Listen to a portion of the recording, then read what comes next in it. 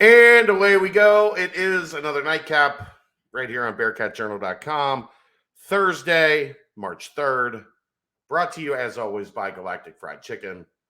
Visit www.galacticfriedchicken.com to download the app for Android, iPhone, everything Galactic. Get your delivery, get your pickup. Go visit the store in Dayton. Dine in. We're almost to that time, Aaron. They got a dope patio. Awesome patio setting down in Dayton, Kentucky. So honestly, I wouldn't have guessed. I had no idea. If you go right out that little door on the side, it takes you to the back, and there's it's a house, right? Like it's an old house, so it's got a yard, and they turn the yard into patio seating. So nice. During the summer, it is delightful out there. Lots to unpack in this one. We have a lot to get to. Cincinnati loses 76-71 to SMU. And boy, you talk about a day at the combine for a couple guys. There was millions of dollars made by a couple Bearcats today at the combine.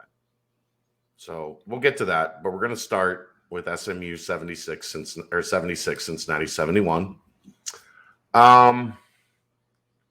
Look, I spend a lot of time complaining about very specific refs, mainly because I think there are some guys that it's a joke that they are considered the best in the sport, and when you watch the game, they're terrible. They're inconsistent.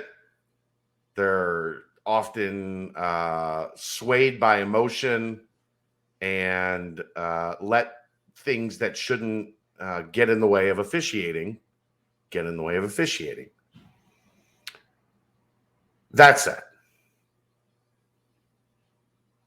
Cincinnati was never going to be allowed to win that game tonight. I feel like I'm supposed to ask you, what do you mean right here? SMU was called for 13 fouls in the game. 2 in the first half. The whole game. SMU was called for 13 fouls. Cincinnati was called for 19 fouls in the second half. 27 fouls for the game. A 14 foul disparity. Cincinnati was 14 of 17 from the line. Pretty good. For this team? The line 17 That's outstanding. Times. 14. Yeah. Outstanding for this team. SMU was sent to the line 40 times. That's insane. 40 times. They made 14 more free throws than they made field goals. Again, insane. They went to the line 30 times in the second half. In the second half, they went to the line 30 times. They scored 37 points in the second half. 23 of them were from the free throw line. The conspiracy theorist inside me is screaming right now. What happens if SMU loses this game, Aaron? They don't make the tournament. They're off the bubble. There's no guarantee they're going to make the tournament right now. Bubble pop. They are literally one of first 4 in, last 4 out. Like, they are literally on the cut line. They lose this game, they're out, sans winning the American Athletic Conference tournament. Correct. They're out. What happens when you make the NCAA tournament, Aaron? You make the conference a lot of money, Chad. A couple $100,000 for every NCAA tournament credit. So for every game you play in the NCAA tournament, there's a couple $100,000 on the line. SMU is at home. And it was very clear early that Cincinnati was not going to get an even whistle. Okay, they overcame it. What did we see in the second half? It wasn't too surprising. We saw in the first half a team, even though the numbers weren't great, a team that fought their ass off, and they put themselves in position to win this game, including they should have gone in up 8 at half but stands for a bogus foul called with 0.8 of a second left that allowed SMU to put 2 extra points on the board. Those 2 extra points were pretty important down the stretch, were they not? That was a block. Clean block, Clean might I add. block. Yeah. Like, there was no even nothing but ball. And for the folks that say Cincinnati fouled a lot, you're probably right there. They did foul more than SMU fouled. They're also coming off a game where they just played Houston, where you get fouled on every single possession. But in this particular game, it just simply wasn't called evenly on each end of the floor. David DeJulius drives the lane for a layup at the end of the game, gets clearly hit, no foul called. Jared Hensley goes for a dunk, gets literally open-handed slapped in the face by a defender that was 2 feet from reaching the ball. Who also Hensley had the argued. ball. He argued the foul. It was a foul, yeah. Hensley had the ball in his left hand to dunk it all the way over here, and got smacked in the face from this side like this. Bro, his contact lens is stuck in your fingernail. By a guy that just literally, like, and the crazy thing was, they didn't go to the monitor. They go to the monitor, that takes 4 seconds to determine that that's a flagrant one. No attempt made on the ball, open hand smack right to the kid's face. Why was it not reviewed? Why was that not 2 shots and the ball for Cincinnati? On the possession where DeJulius was fouled on the layup, there were 3 fouls on that sequence. Not one of them was called by any of the 3 officials. Odi Oguama gets a rebound, defensive rebound, on the baseline, gets shoved 4 feet out of bounds. Mm-hmm. And they just give the ball to SMU. Like, I hate to say this because I hate this from people because I think it's so crazy and bullshit, and it's never right, and it's probably never right. It's not right now. But watching that, how could it not feel like there was a directive from the league? Like, look, SMU's got to win this game. SMU has to win this game. Go back to the fouls. Go back to the free throws. That's insane. Chat. That's not basketball. That's free throw game. They had 23 more free throw attempts in a 40 fucking minute game. They averaged 1 free throw per minute. Wrap your mind around that. Averaged 1 free throw per minute. And here's what's unfortunate. It overshadowed another 20-point outing by David DeJulius. An outstanding first half. He was a star tonight. First half, he definitely was. I mean, even in the second half, like you saw him. They adjusted coverage on him. He operated differently. I don't know that I've ever seen him be so vocal as a leader on the floor before tonight. Yeah, he got into some guys, especially late. Like he was getting after dudes. He wanted that win bad. Sure he did. Jeremiah Davenport had a big game, 17 points, 7 rebounds. DeJulius had 21 and 4 assists, added 3 rebounds. I'm gonna go out on a limb here, Ted, and I don't care who comes at me. They win this game if John Newman doesn't get injured. I think you're right there too. I think Newman, because they went small, and Wes talked about this in the post game. They started playing the bigger Weathers brother at the 5 and went small and kind of played 4. Marcus, Marcus, 50, number 50. They kind of played 3 guards, a wing, and a forward, and it gave Cincinnati some problems. If you've got John Newman out there for more than 6 minutes,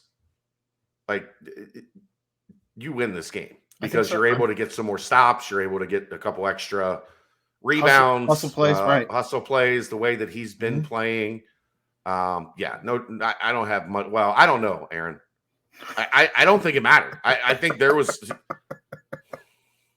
Cincinnati wasn't winning this game. Well, even Adu's last foul, like the commentators as we're at home watching the game, he was standing straight up in legal guarding position. And on his fourth foul, they said, he curves his body when he goes up. No, he doesn't. And so they show the replay, and he did a little bit. Like, and when you say curve, I'm talking like this is a video format, right? So his body looks like maybe like this a little bit. Okay. On that last one though, he was straight up and down, like no scoliosis. He's straight up and down. What's he supposed to do? That he justifiably should have been mad. And that's how you go out in your last regular season game? Of course he's mad. He should have been mad. Possibly his last game ever. Well, I mean, he's going to play in the conference tournament. Touche. But possibly his last regular season game ever. It just... Without a doubt, his last regular season game ever. Unless he comes back. Abdul Adu? Oh, I thought you meant Dave. Like no. Abdul Adu. I'm still talking about him fouling out in that manner. Yeah. We haven't even talked about the DDJ comment after the game and that possibly being his last. That's where my brain was. I know. I thought he was going there at first when he started his monologue. I don't think that's where it ended. I think legitimately, that kid cares about this fan base, about the way Cincinnati has embraced him, about I think what his legacy is here. I think he loves Wes. But I think this is more. I thought that was more personal to him. Just to say it, to let the fans know, thank you. And I'll read it. He said he stopped us. We were done asking questions. He said, "I got something to say. I just want to thank Cincinnati and the fans and you writers and media guys for the incredible season that we had. It might not have turned out how we wanted it to, but after the last year I've had, you guys embraced me, allowed this to be an incredible season for me. And I can promise you guys that it may seem a little tough now, but throughout this week, we're going to go as hard as we can, as smart as we can, to just go out there and play some good basketball this week. We promise you that." I thought for sure the way he was starting it was kind of like, a semi goodbye. But the way he finished it was like, look, we fought our ass off this week in Texas against the two best teams in the league. And we're going home with the knowledge we can play with both these teams. Tonight showed me more about this team than any other game, I think, all season. Because again, as we've said, I don't know, the last 4 or 5 games, Cincinnati's been reeling. Yeah. Your words were they're crawling to the finish. The last 2 games, specifically tonight, they got up. This was not a team that was crawling. They got up and they were throwing punches. They got hit with a haymaker by Houston. Yeah. Like knockout blow. Had to get on a bus and drive to Dallas yesterday, do their preparation for SMU. At SMU. And then play 5-on-8. Yeah, I said that. I see where you're going. Mm-hmm. I wasn't trying to hide it. It's just, I don't know. I don't know. I wish I would have seen this fight in the Bearcats a month ago. That's not how the progression of a season works, man. I understand, but I think, again, I'm speaking on behalf of the fans when I say that. All of us would have loved to see this team. No shit, Sherlock. With this fight, against the South Florida, against the Temples, against UCF, against... They get up for these big games, and it's crazy because they did it all year against Memphis, against Houston. Memphis, they played without Abdul Adu, and they played well, all things considered. Against Houston, they played well. Against SMU, they 1 for 2, and this one, I don't know that there was anything you could have done to win this one. Right. It's just, I don't know, I want them to get up for the other teams. They're just Tulane. Yeah, well, Tulane's pretty good, dude. Well, they surprised everyone. Yes. Just because you didn't think they were good doesn't mean you can't go back and in retrospect go, actually, those guys are pretty good. I'm just saying, like, those are the teams, though, that as fans of this program for 20 years, 30 years, we're not used to seeing this team lose to teams like that. Okay. Yeah, but this isn't those teams. You're right. So, my only point is I just want to see them get up with that same intensity that we had tonight, that we had against Houston. Okay. Have you woken up every day with the same intensity you did when we had the subathon? Absolutely not. It's human nature, right? When you get a chance to play the best teams, you get a little bit more up for the best teams. Okay. When you got a day where you got to deal with a bunch of snot-nosed kids complaining about whatever it is that snot-nosed kids complain about, and you got to do that for 9 hours. Like, sometimes those days are a little tougher than the ones when you wake up with a 12-hour subathon with like a star-studded guest list. Those are usually the snow days where she has to work. Yeah, I know those days aren't super fun. That's human nature.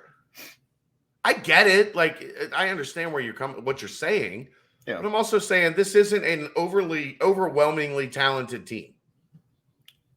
We kind of had an idea of that going into the season when all of us said, myself included, that we had no expectations, and then we were given expectations.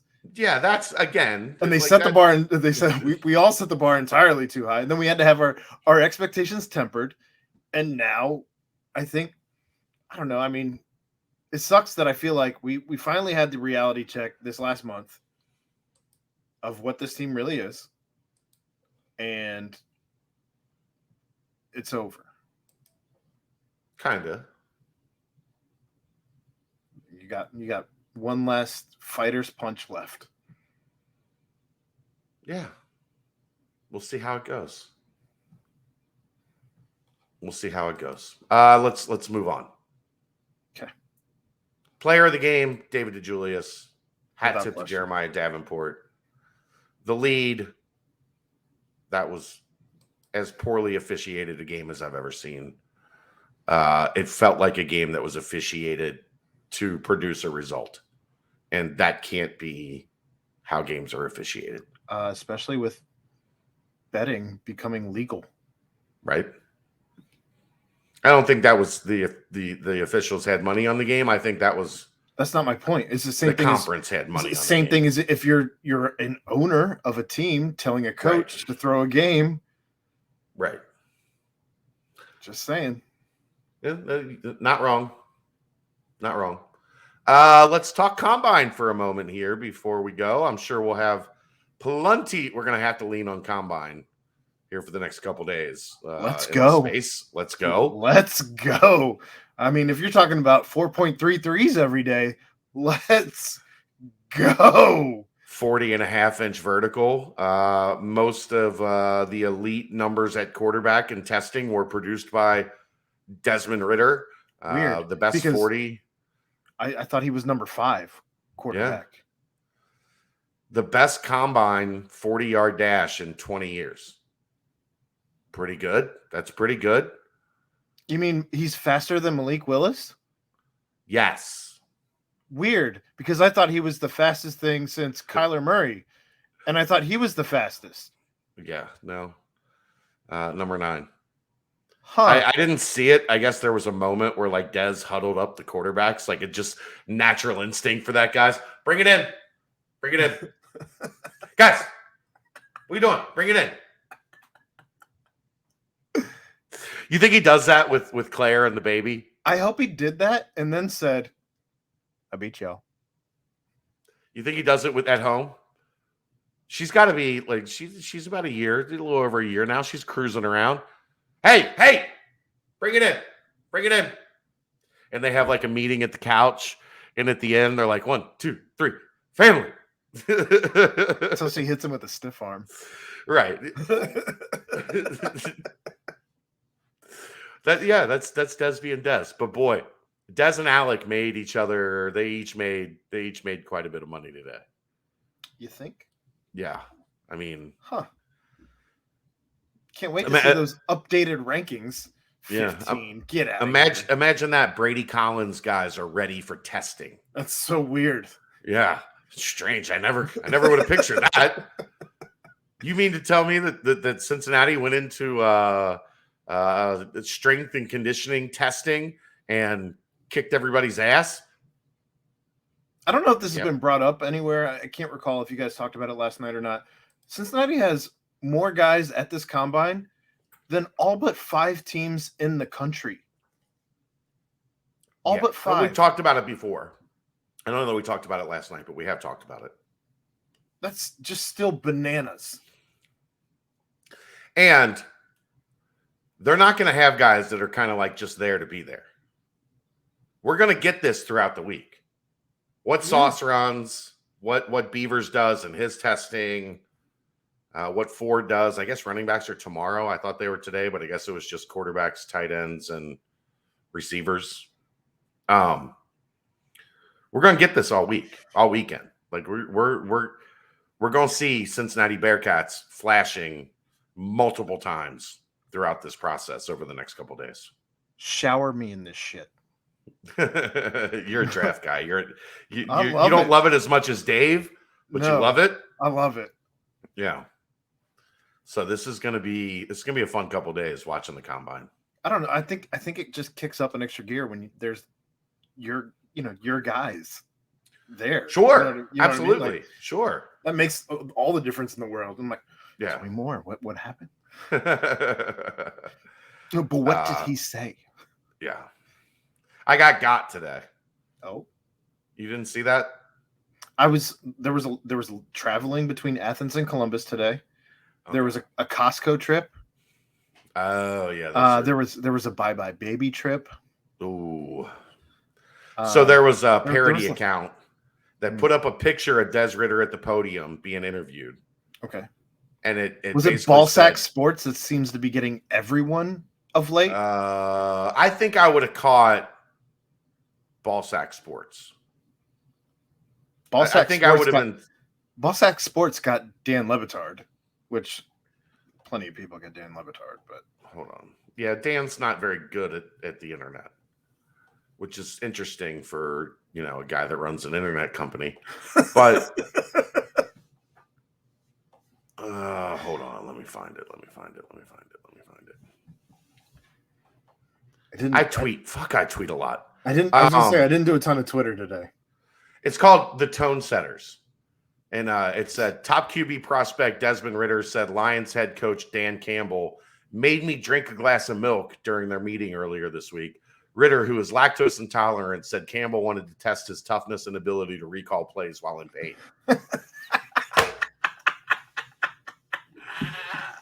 Here's why the setup is so brilliant. This is why the setup is so brilliant. There's only one coach you could get away with that.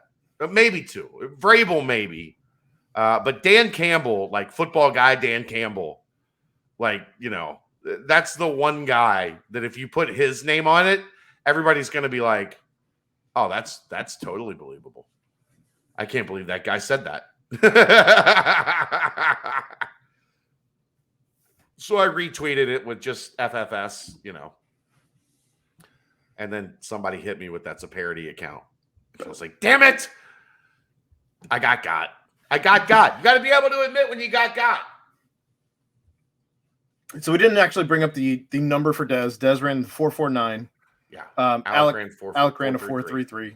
Yikes. That's insane, right? Yeah. I mean, where did Dave place the over-under? I know you went under. I went under on both of those dudes. Whatever it was, I won. And I know you did. Whatever it was, I won. I just wonder how bad the disparity was, I guess is my... he said 4.58 for Des, right?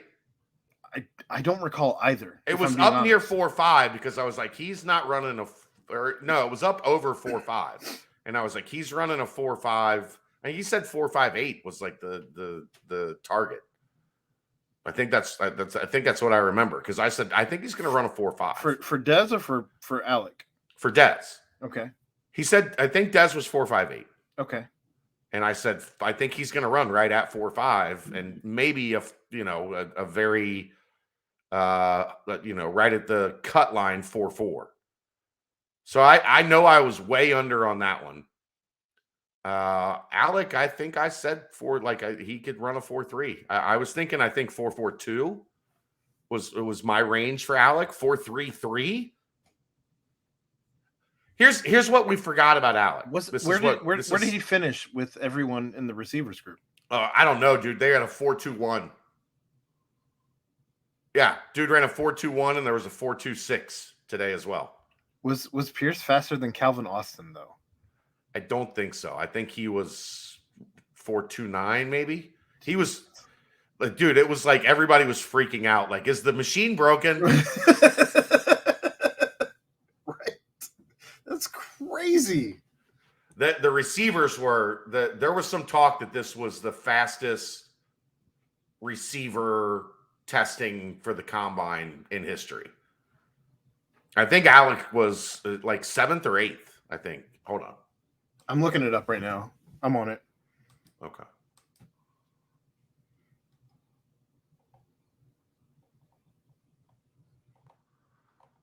I mean, Calvin Austin was the fastest. what did he run? 4.32. No, that's not it. Um, I'm telling you, there was a 4.21. That's according to sportingnews.com. Well, there was a couple different waves, so you might be just looking at one wave. It says the table will be updated as 40 times were recorded over the 4-day period of player workouts. Okay. I'm telling you, there was a dude that ran a 4.21. Alex not even on this list, so yeah. I'll find another one. Oh, here we go. I got it.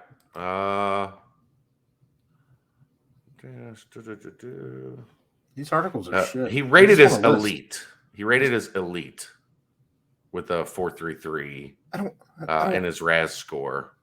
I don't want live updates. I just want the list. Just give me the list.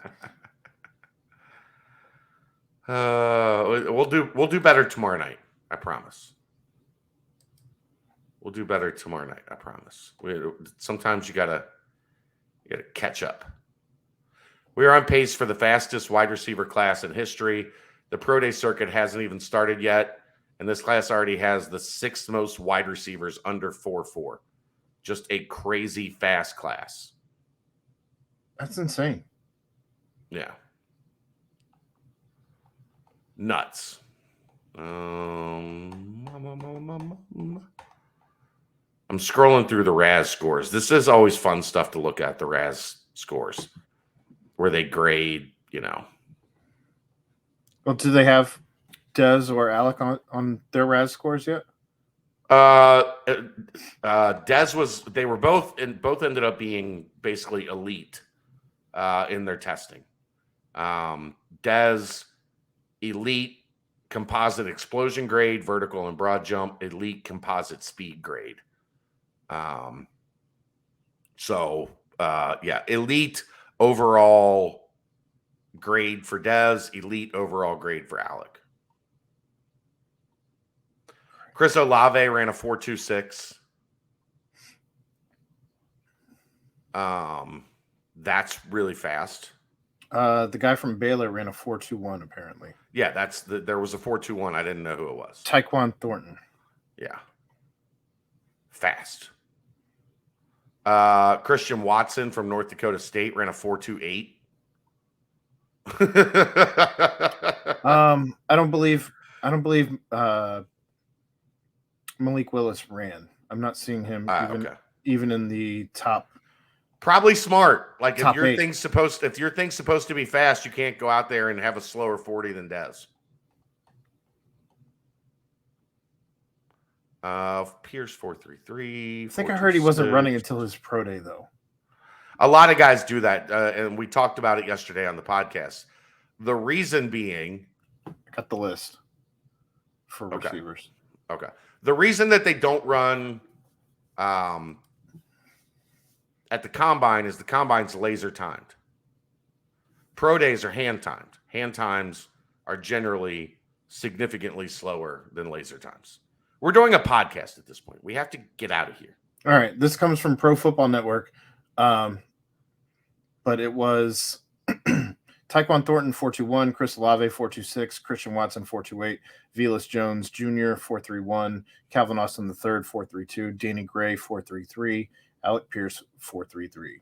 So you have 1, 2, 3 guys from the American of your top 7. Yeah. Pretty good. Pretty good. Pretty good. All right. We gotta stop. We're at half an hour. All right. These are supposed to be 15 minutes. You had a game. You get a double episode. You had a game, and you had the Bearcats make a big splash to start the comeback. Dominating. So that's it. Lucky for you, you get a double episode on Friday at your office. I'm Chad Brendel. He's Aaron Smith. Galactic Fried Chicken's the sponsor. We'll see you tomorrow night. It's the Nightcap right here on BearcatJournal.com. See ya!